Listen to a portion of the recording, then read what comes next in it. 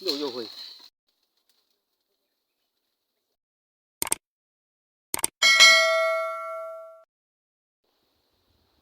อ้าวกับทักทายสบายดี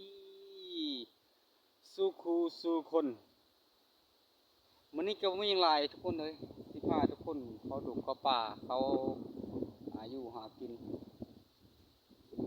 ตามธรรมชาติก็ทุกคนเอ้ยคือว่าบ่ได้ลงคลิปก็2-3 มื้อแล้วทุกคนเด้ยเฮ็ดจังไดมีแต่ไปงานทุกคนเด้องานดองงานบุญต่างๆลืมลงคลิปตอบเมนตอบหยังบ่ทันขอโทษขออภัยทุกคนเด้ยคนอื่นก็อย่าลืมทุกคนผู้ชมแล้วก็ฮักแพงกันคือเก่าอย่าทิ่มอย่าปะอย่าละอย่าลายทุกคนเด้อถ้าผิดพลาดประการใดก็ขอโทษขออภัยถือว่าช่วงนี้ก็ตอนนี้ก็ยังมาสะมันจะปะหลังทุกคนเด้อถือว่าอัดไว้ยันฝนตกแต่ว่าฝนบ่ตกทุกคนแต่เป็นลมทุกคนน้องลมพายุบ่จังใดบุญฮ้อนบุญลมเขาก็งึดเลยทุกคนนะงึดนำดินฟ้าอากาศทุกคนลมลมแรงทุกคนมื้อนี้ว่าสิไปหาอยู่หากินอยู่ตามดงตะป่าสิได้หยังขึ้นมากับบ่ฮู้ทุกคนนะไปตามธรรมชาตินี่ล่ะถือว่าได้หยังก็เอาบ่ได้หยังก็อย่าอาจจะได้ดอกทุกคนนะคือว่าชีวิตของคนบ้านนอกของนาก็จังนี้แหละทุกคนหาอยู่หากินตามธรรมชาติล่ะตามบ้านๆนี่ล่ะตอนนี้ก็อยู่ในตรงให้ตรงนาอยู่กำลังสะมันทุกคนว่าหลายอย่างทุกคนสะมันแล้วเราไป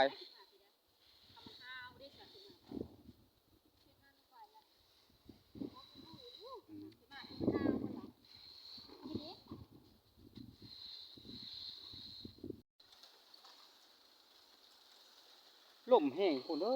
อู้กิลมก็ได้ลมคัดฝนบ่จังใด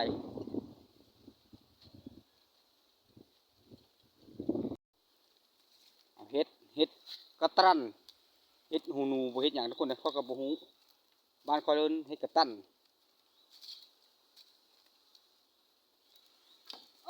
อุ้ย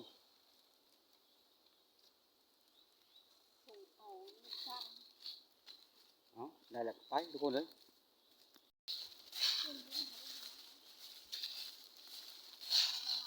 พบมากินกันแบบนี้ทุกคน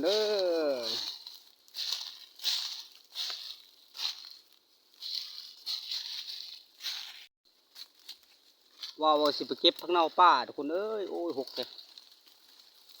โยเฮ้ยป้อตูเลยทุกคนปุ๊เอาหมดป้าผักเน่าเลยทุกคนในทางขึ้นเลยทุกคนป้าบดซัดทุกคน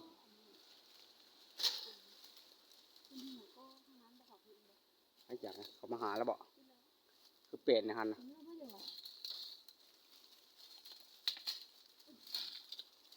บุเลยทุกคนเหยียบละป้าบดซัดทุกคนบุเหล่าทุกคน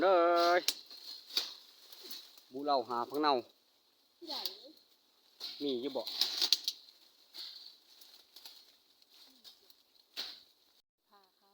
ทุกคนผักเน่านั่นละทุกคน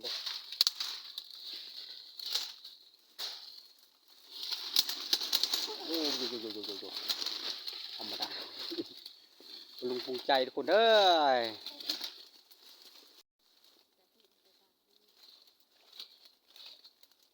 เก็บผักเน่าพร้อมสายลมทุกคนก็พอได้อยู่บ่ไหนทุกคนโอ้เห็นนี่ทุกคนพักสุดเดี๋ยวลำบากมันทุกคน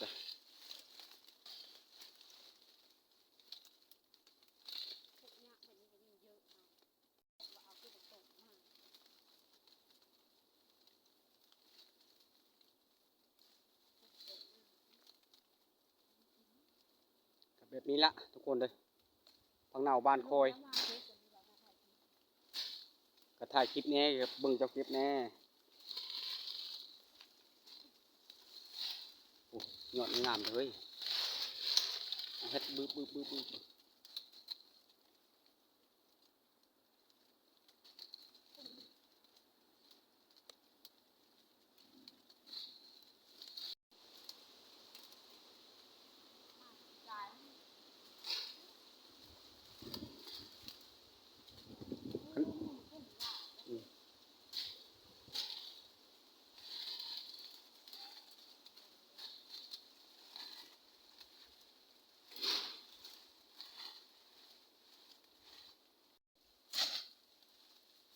ทางคนเลยทางเอาฟักเน่า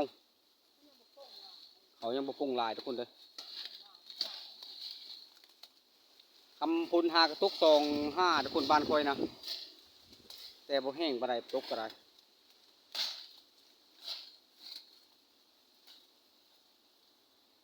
มีแต่บ้านใดไปละอยากให้ทุกคนได้เห็น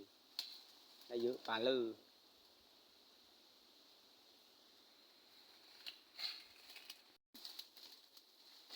บ่ซ้ำไม่เอาให้หน้าเนาะเขายังปรุงหลายยังป้าเนื้อไปดิเหรอป้าเนื้อไปดิอันนี้โลกเนื้อดิซะ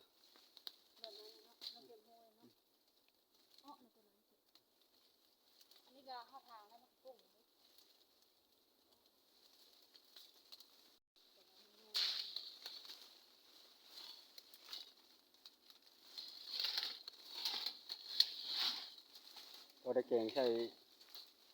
สารใส่เห็ดเล็กๆน้อยๆนี่ก็เอานะ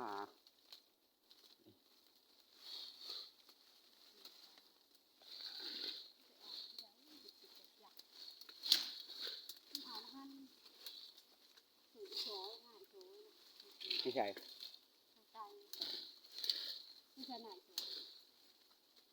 เนื้อไปเลยไม่สวยหรอก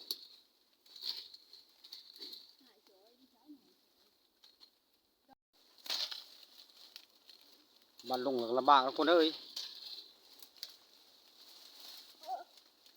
อ้าวบ้านนี่เฮ้ยมาพี่น้องเฮ้ย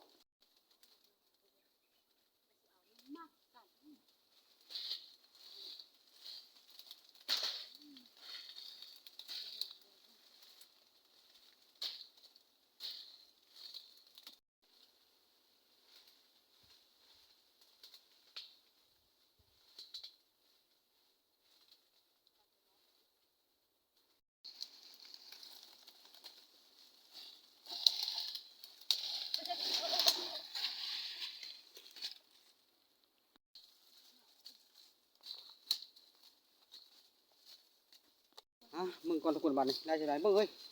เบิ่งหนึ่งเอ้ย นี่เด้อนี่ทุกคนเลยดิข้างเน่าเมาอยู่ไหนทุกคนเลยที่สารมาพร้อม กูมือที่จะไปเอาลูกเฮ้ยเอาข้างนอกค่ะ เมาอยู่หน้าทุกคนบ้านนี่เขามาข้างหน้าแล้วทุกคนบ้านนี่ไปเก็บภาพบรรยากาศมันทางมึงเขาเก็บข้างเน่าอีป่านี่ทุกคนเลยได้ไปจังไรได้ยินแต่เสียงจักรจั่นตรงนี้ทุกคนเอ้ยจักรจั่นห้องละบรรยากาศดีๆทุกคนมีลมฮะให้หูหรือว่าเราบ่มีข้างเน่าอยู่นี่กันทุกคนเลย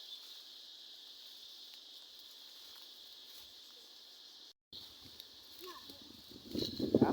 นี่ทุกคนเลยเอาบลงมาลายไปได้ฮะมันน้อยเขาเอามาเก่งกินนี่นะทุกคนเลยข้างเน่าอยู่ศูนย์ กินไหม ประมาณนี้นะ เอาไป เมาอยู่เลยครับเอาอยู่ป้าไปได้ครับเอาอยู่ศูนย์อยู่หน้าทุกคนเลยไปได้มือแก่งทุกคนเลย มันน้อยข้างนอก น้อยทุกคนเอ้ย ข้างนอกดง มีให้มะขามนี่ตัวอย่างทุกคนมะขามทั้งเน่าเอาไก่เอาจุดซะเอาเบิดทุกอย่างว่าไงซะ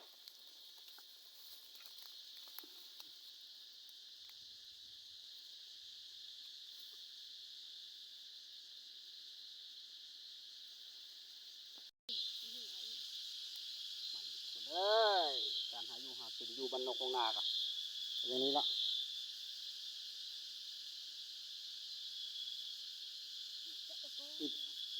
ปากอ่ะนี่จะเอาไปไงยากตัวน้ำตะวันมือมานี้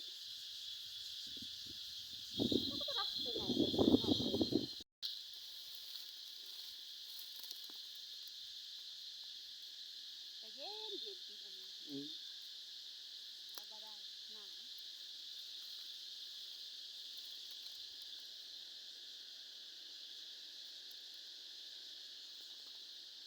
มือแกงกินทุกคนเอ้ยปิ้งบ่เป็นได้พังเนาเลย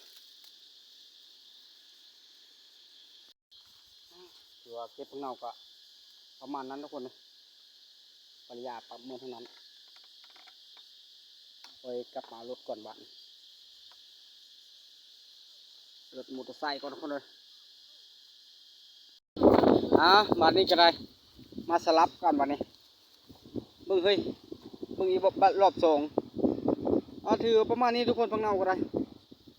แต่ประมาณนี้นะทุกคนได้หาอยู่หากินมาได้ก็ได้คลิปนี้ก็มานี่ก็จบคลิปนี้ทุกคนก็สมเลยทุกคนทักทายกันก็อย่าทิมจะปาจะไล่ทุกคนเลยก็กับผมมีอย่างมีแต่คำคมขอบคุณทุกคนเลยที่เข้ามาให้กำลังใจเจอกันคลิปหน้าทุกคนสำหรับคลิปจบซ้ำนี้จบในกลางทุ่งไร่ทุ่งนา